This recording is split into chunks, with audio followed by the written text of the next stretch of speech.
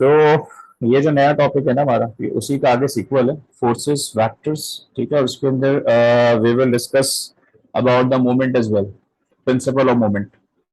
ठीक है, and resolve a force into perpendicular component, जो हॉरिजॉन्टल एंड वर्टिकल कंपोनेंट है वो भी इसके अंदर हम थोड़ा डिस्कस करते हैं।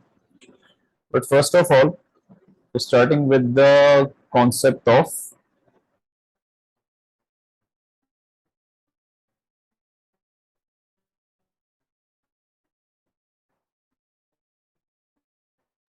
सर अगर हमें एक वेक्टर गिवन है और उसकी वर्टिकल और हॉरिजॉन्टल कॉम्प नहीं गिवन, तो फिर हम क्या उस वेक्टर की मैग्नीट्यूड और डायरेक्शन से वर्टिकल और हॉरिजॉन्टल कॉम्प निकाल सकते हैं?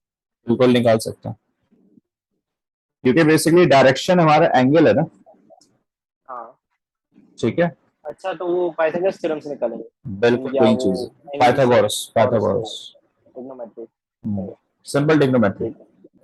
अच्छा, अब अगर हम बात करते हैं कंबाइनिंग फोर्सेस की, अब कंबाइनिंग फोर्सेस हमारे पास मीन के एक साथ बहुत सारी फोर्सेस जो है वो किसी भी ऑब्जेक्ट के ऊपर लग रही हो, as we know that the force is a vector quantity. ठीक है, so there are several forces acting on a body. अब फॉर एग्जांपल कंडीशन क्या है कि अगर हमारे पास कोई ऑब्जेक्ट है that is moving over incline like this. ठीक, सो द फर्स्ट फोर्स जो हमें ऑब्जर्व होगी वो लगेगी downward on the ground, that is called its weight. Weight. ठीक है, सेकंड फोर्स जो इसके साथ लग रही होगी, उसको आगे लेकर जा रही होगी, that is called it's driving force. Driving force या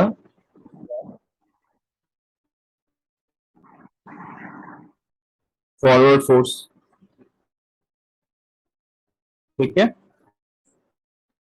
तीसरी जो फोर्स फॉरवर्ड फोर्स के बिल्कुल अगेंस्ट लग रही होगी इस ड्रैग करते डायरेक्शन हुए। में, that is called air resistance.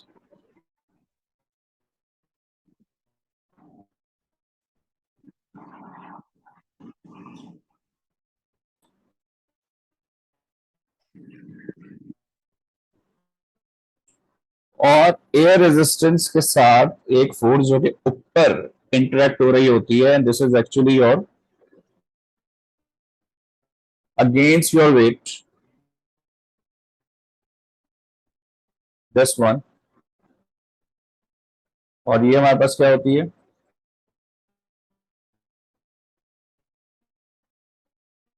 Contact force. ठीक है, तो चार फोर्सेस यूजुअली हमारे पास क्या कर रही होती हैं, एक्ट कर रही होती हैं। और एक चीज जो बड़ी इंपॉर्टेंट है याद रखने वाली, वो क्या है,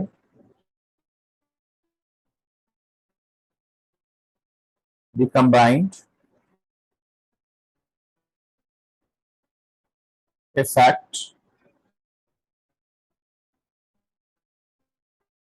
of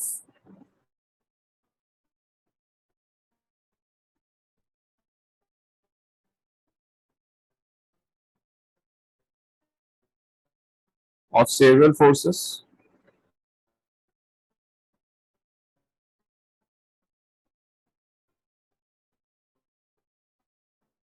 is known as the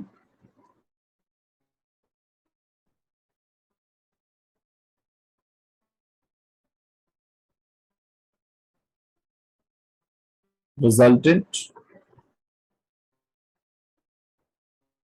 force, right? अच्छा, एक और चीज जो रिलेटेड है हमारे पास किसी भी ऑब्जेक्ट की डाउनवर्ड मोशन से, फॉर एग्जांपल मेरे पास एक ऑब्जेक्ट है जो कि डाउनवर्ड क्या कर रहा है, मूव कर रहा है। ठीक है, कोई बॉल है या कोई स्टोन है, कुछ भी। तो यहाँ पे जो डाउनवर्ड इसकी फोर्स लग रही होगी वो वेट है। We know well.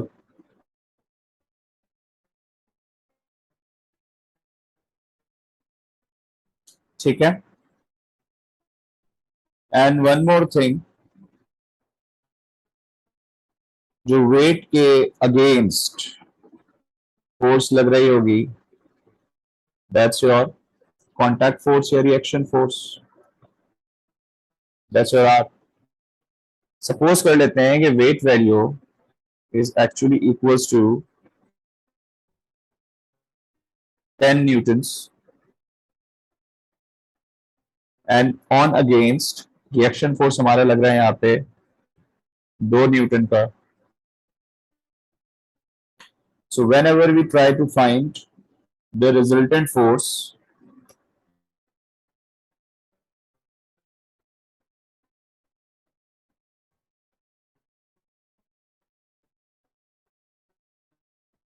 that should be equals to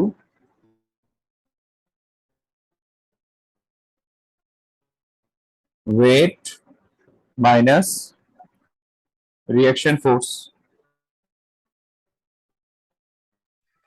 greater minus two है ना?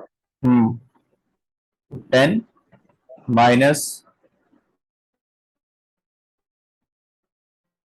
2 is equals to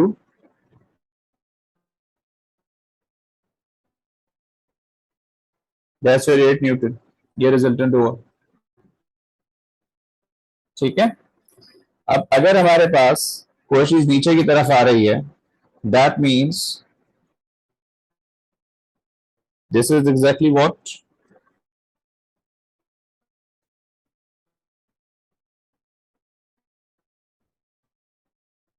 पॉजिटिव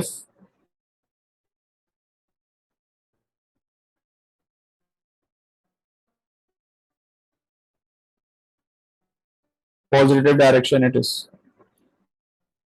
अगर हमारे पास रिएक्शन फोर्स ज्यादा होती वेट से, तो हमारे पास डायरेक्शन क्या हो जाती, नेगेटिव हो जाती। ठीक है। एंड इस तरीके से हम क्या निकाल सकते हैं, combination of two forces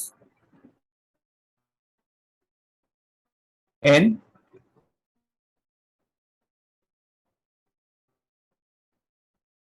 straight line।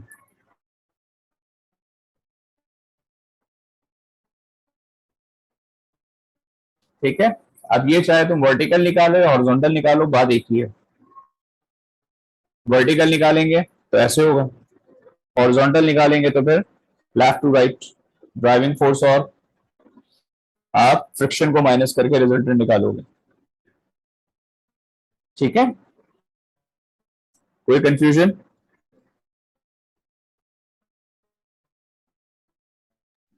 No sir.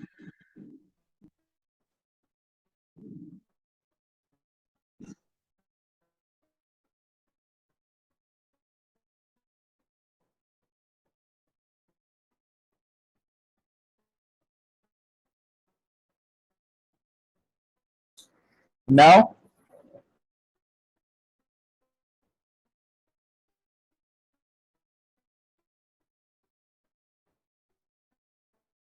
components of forces. Now if we are talking about the component, so simple है कि यहाँ पे अगर हम वेक्टर्स को एनालिसिस करें तो फॉर एग्जांपल ये मेरे पास एक वेक्टर है, ठीक है, हॉरिजॉन्टल, और एक ये वेक्टर है, this is in this direction.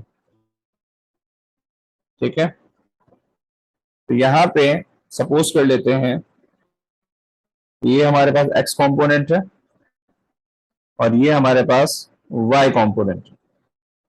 ठीक है। अब अगर हम कंपोनेंट ऑफ फोर्स की बात कर रहे हैं, सो फोर्सेस से related horizontal component should be like Fx and vertical component should be like F Y rotate कर दिया हमने।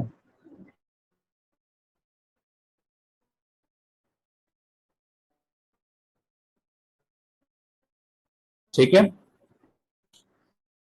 Now it would B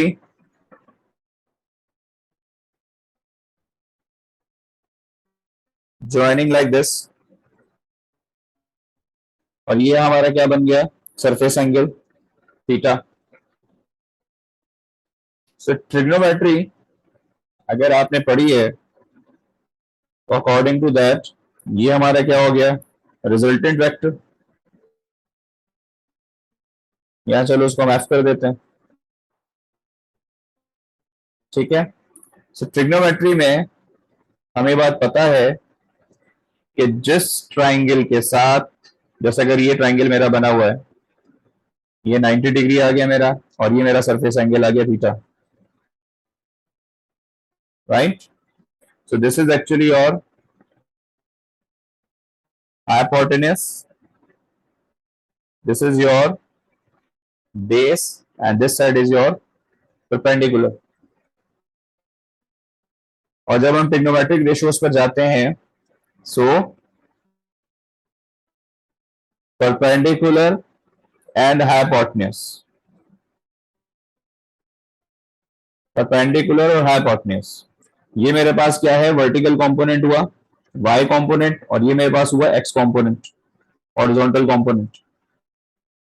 so perpendicular over hypotenuse equal होते हैं किस चीज के,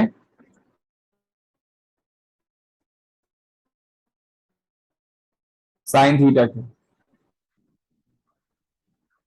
राइट, साइन थीटा के। And base over hypotenuse equal किसके होते हैं, कॉस थीटा के, according to the trigonometric ratio. So अब यहां पर ये बेस है, ये परपेंडिकुलर है, और ये हाइपोटेन्यूज है। ठीक है, it is like this, F X, F Y और F. So for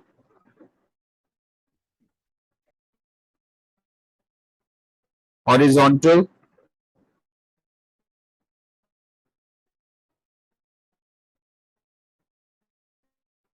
component, for a horizontal component,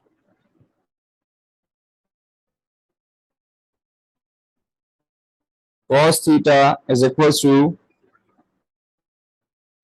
base upon hypotenuse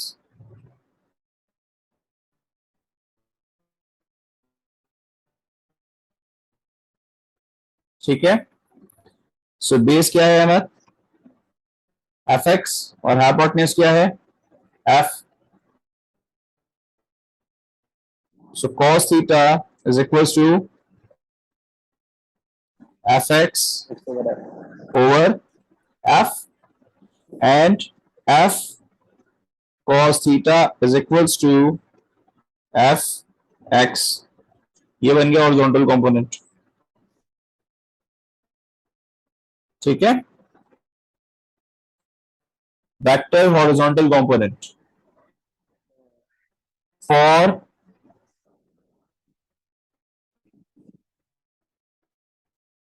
vertical component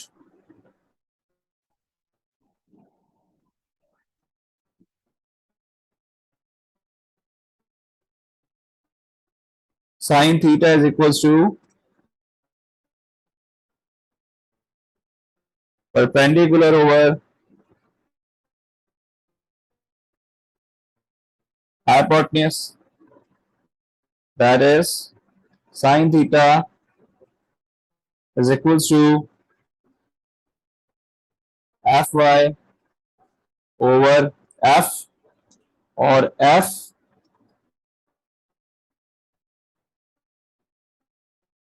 sin theta is equals to F y.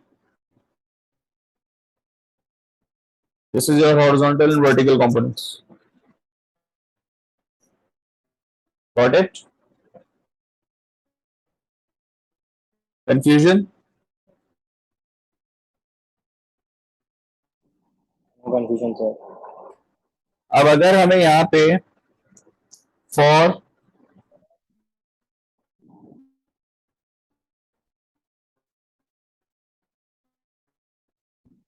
resultant vector f, here we can apply Pythagoras theorem, जो कि क्या होता है हमारे पास,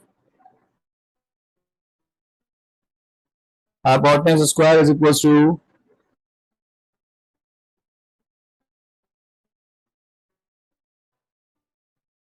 base square plus perpendicular square. So this is your f square is equals to base था fx square plus fy square. अब अगर हम यहाँ पे दोनों तरफ अंडर रूट ले लें,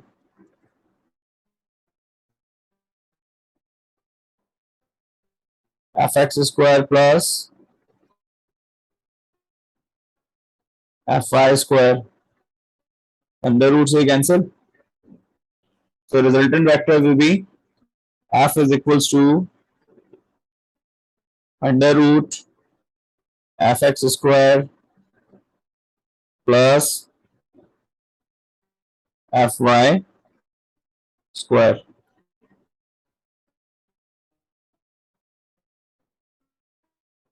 ठीक है.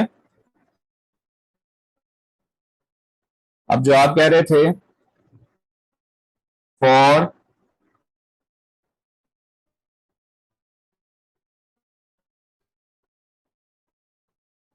Direction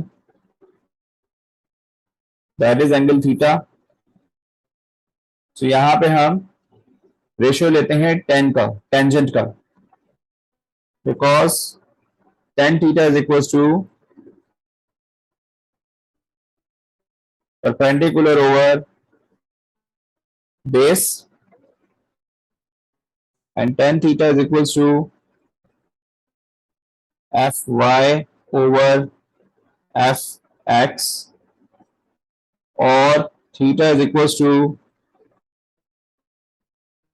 tan inverse fy over fx. This is your direction.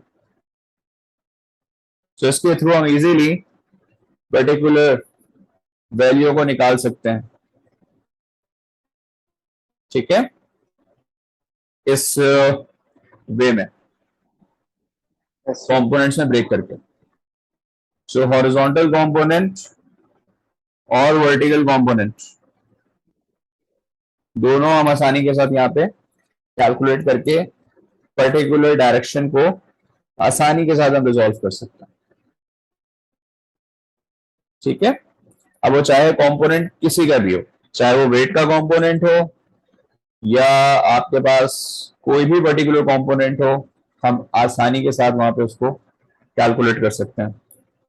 अब एक चीज और, जैसा भी हम स्लोप की बात, कंपोनेंट निकालने के लिए वेट को रिजल्टेंट होना पड़ेगा ना. एग्जैक्टली वेट को रिजल्टेंट लेना पड़ेगा. वही चीज अगर हम जैसे रैंप पे कर रहे हैं, लाइक एक ट्रॉली है, एक कार्ट है, जैसे अगर हम इनको यूज कर रहे हैं कंपोनेंट्स को, एग्जाम्पल के तौर पे ले लेते हैं.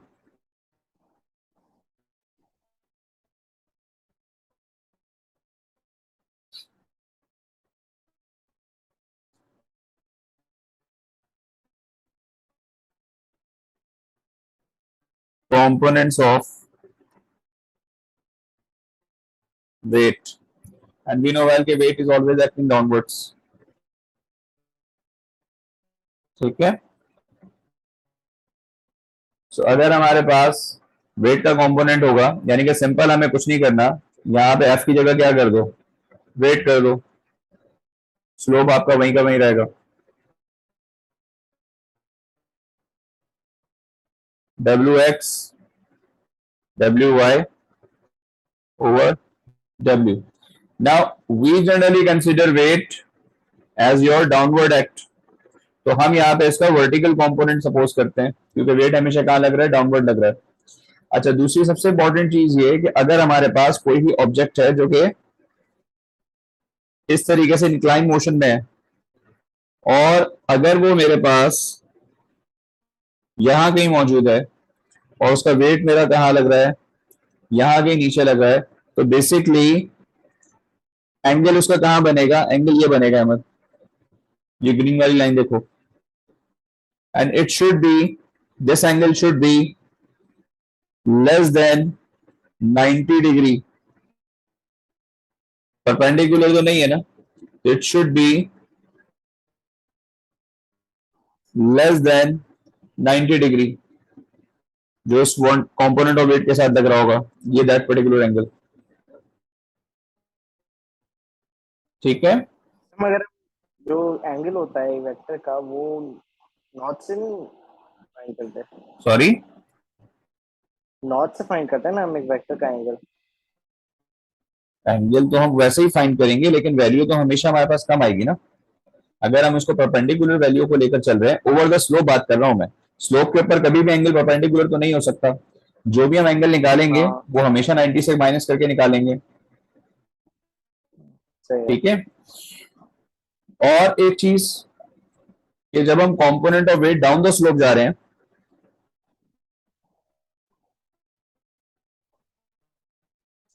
तो वेट का एक्स कंपोनेंट होता है। वेट का जो एक्स कंपोनेंट हमारे पास होगा, उसका जो एंगल हमारा बनेगा वो 90 से कम बनेगा ना, ये चीज बता नहीं रहा हूं मगर आपको। फिर वो वेट का कंपोनेंट नहीं हुआ ना सर। वो इक्वल होगा ना उसके वर्टिकल कंपोनेंट के, क्योंकि देखो वर्टिकल कंपोनेंट हमारा क्या है, डब्ल्यू वाई, और डब्ल्यू वाई इटसेल्फ हमारा किसके बराबर होगा, डब्ल्यू साइन थीटा के बराबर होगा। क्योंकि वेट सारा का सारा हमारा बेसिकली लग कहाँ रहा होता है, नीचे डाउनवर्ड लग रहा होता है, वर्टिकल में, हाँ वर्टिकल वर्टिकल में। कंपोनेंट तो होता फिर है। रिजल्टेंट फोर्स हमारी क्या होगी? अगर रिजल्टेंट, वर्टिकल वर्टिकल भी वेट का है और अगर हॉरिजॉन्टल भी वेट का ही है, तो फिर रिजल्टेंट फोर्स क्या होगी? रिजल्टेंट फोर्स हमारे पास जीरो हो जाएगी ना, क्योंकि कोसाइन हमारे पास जो 90 का होता है वो जीरो होता है। तो जो रिजल्टेंट का जो कंपोनेंट आएगा, आर कंपोनेंट, ये जो रिएक्शन फोर्स मेरी आ रही है, ठीक है, वो हम्म, क्या हो जाएगी, जीरो हो जाएगी, क्योंकि बॉडी हमारी कहाँ जा रही है, नीचे डाउनवर्ड। अब अगर हम यहाँ पे कंपोनेंट्स को देखें, components of weight down the slope is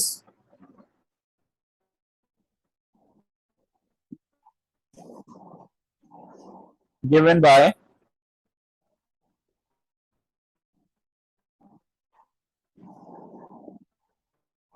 W cos, जो एंगल बन रहा है वो क्या बन रहा है, 90 less than 90, hmm, must be equal to W sin theta.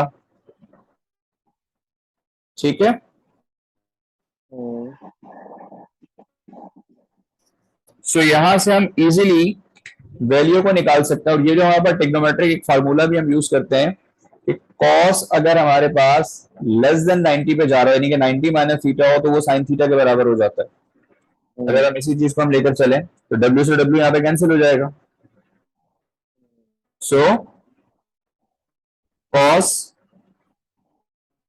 90 minus theta is equals to हम्म,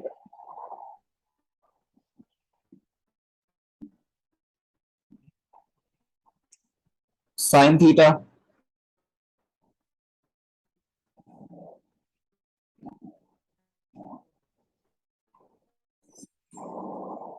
ठीक है। अब अगर हम बात करते हैं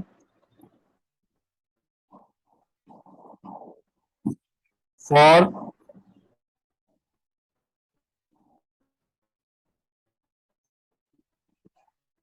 component of R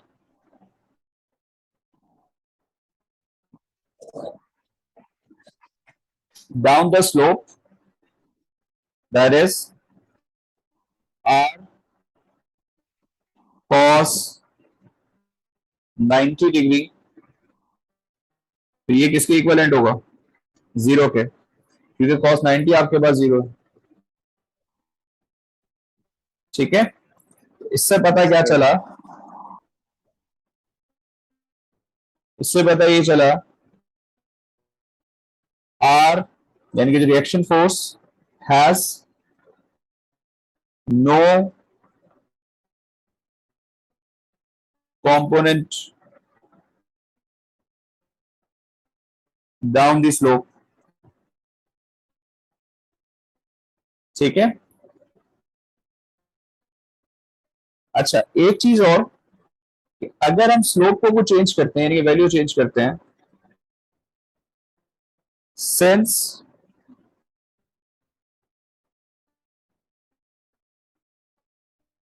the slope is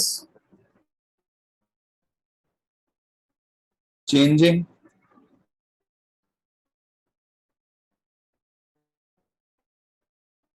since slope is changing, तो हमारे पास इवेंचुअली ऑब्जेक्ट पे जितनी फोर्स लग रही होगी वो उसके वर्टिकल कंपोनेंट के बराबर होगी। That is F is equals to W sin theta,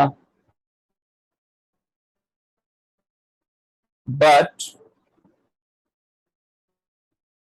यहां पे जो न्यूटन का सेकंड लॉ है, न्यूटन सेकंड लॉ याद है?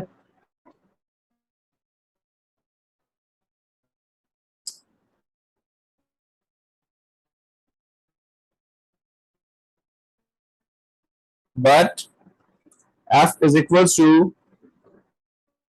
ma और W किसके बराबर है? mg के। तो ma की जगह वैल्यू रखो और ये mg की जगह g की वैल्यू रखो। तो according to this equation m से m गया, so we can easily find the acceleration of the body, that a is equals to g sin theta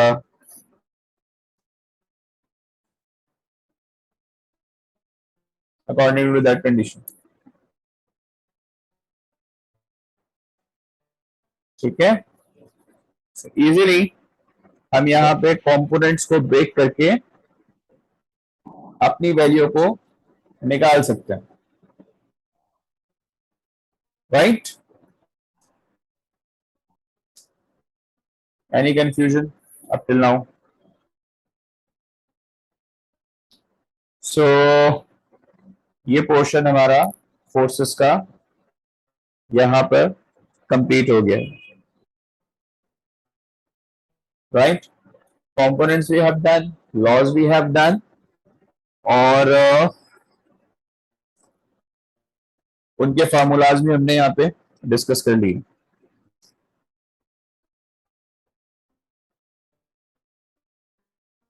So that's enough about the forces.